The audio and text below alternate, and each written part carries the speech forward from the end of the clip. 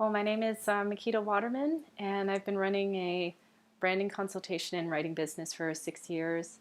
I help startups and realtors. I've been helping large organizations here in Edmonton and across the globe remotely from home.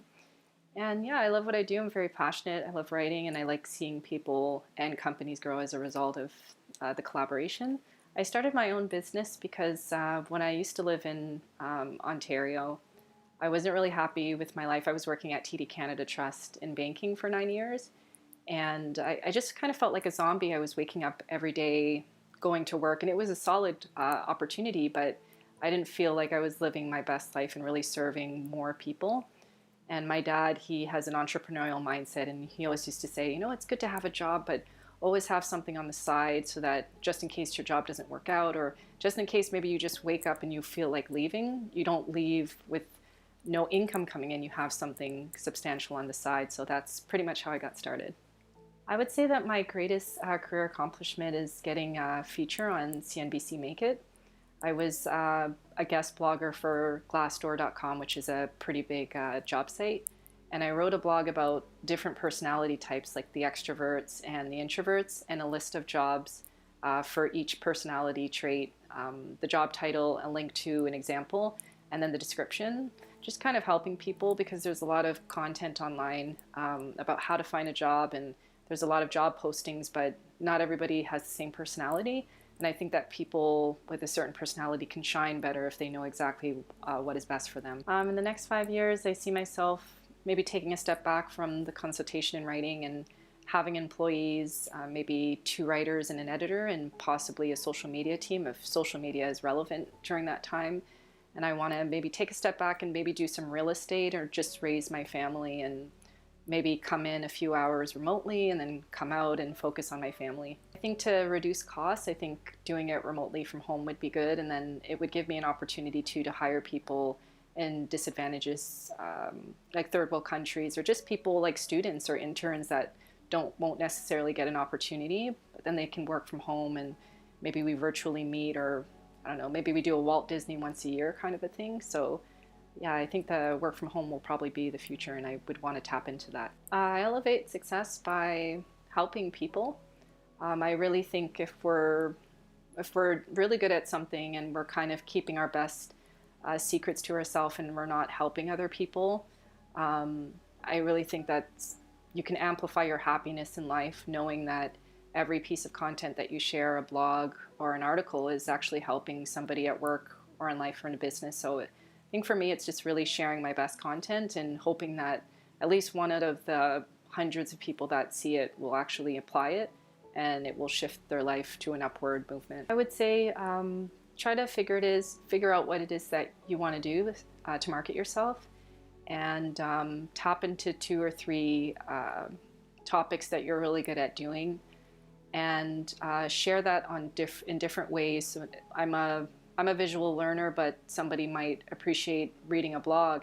And then, as you can see on my Instagram page, I'm sharing TikTok videos. So some people might like audio.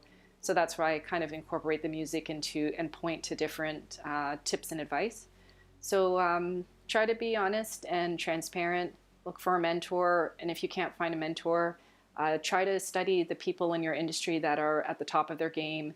Watch all their YouTube videos and kind of see what it is that they're doing, and kind of implement that into your own personality and post every day. I think it's really difficult to do that, but if there's at least one platform that you like, even if it's just a tweet a day, try to do that, and you'll increase your reach, and you'll get more practice to see what topics work and what topics don't.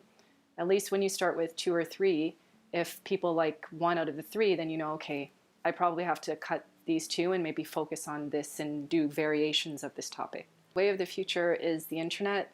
Social media, in my humble opinion, it erases the billboard, it erases the TV and radio commercial and advertisement. Everybody is on it, especially with the quarantine. A lot of people are at home, employees are at home, CEOs are at home, and a lot of people are bored, or they're just looking for something online now. And if you're really great at doing something, I think even a student, even a janitor, just get on the internet and talk about how to clean windows better, and that could like amplify your opportunity to be seen, not even just get a good job, but create a following. One thing that I'm noticing is that there's so much power and influence when people see you as the trendsetter, the person who's confident enough to get on social media or on the internet. Influence is power, and to me it's much more bigger than like even being the president. If you have an influence and you can continue that on into your lifetime in different ways that's comfortable for you and your family and your audience, then you can really win from a long-term perspective. I like what I do because it changes. Every company I work with is different. Some companies are in tech, some are in real estate, some are at-home bloggers, and others are students. So it gives me an opportunity to really meet new people, get used to different personalities, and really understand. That helps me also to gather the mindset of people depending on their age or their income or what they do for a living. And then that also helps me produce better content and share advice that helps a wide range of people. Having a passion is important. It really goes back to my issue that I had before I started my business, is just waking up and feeling like a zombie and feeling like I have to get in my car and drive 2 hours to Markham, Ontario, to a job that I liked at times, but I didn't feel alive. And I think that when you wake up in the morning and you're happy with what you do, you're not just the best that you can be for your employer or your customers, but your children or your partner, and even the plants in your backyard. You can give so much more when you're happy and you're feeling like you're living with purpose versus just kind of doing what everybody else is doing and getting a paycheck. I mean, I feel like you can't really tap into 100% of your potential if you're just kind of living life one step at a time and just for a paycheck. If you don't know what your passion is right now, during the quarantine, try to watch videos, read some books, talk to your parents, speak to people in your cultural community that are successful, even if they just give you 5 or 10 minutes of their time, because I think people with I guess a certain level of success, they can drop little hints at you, and yeah, just take advantage of your time. Some students right now, they're getting the stimulus, which is great. Instead of spending that on Jordans and rushing up north to Jasper on a cabin vacation, maybe use a percentage of that money for online courses, or finding a mentor that maybe will ask you to pay them once a month to talk to them, and just develop yourself now that we're in this quarantine, and don't let this time pass you by, and then you're back to school and work and it's all over again.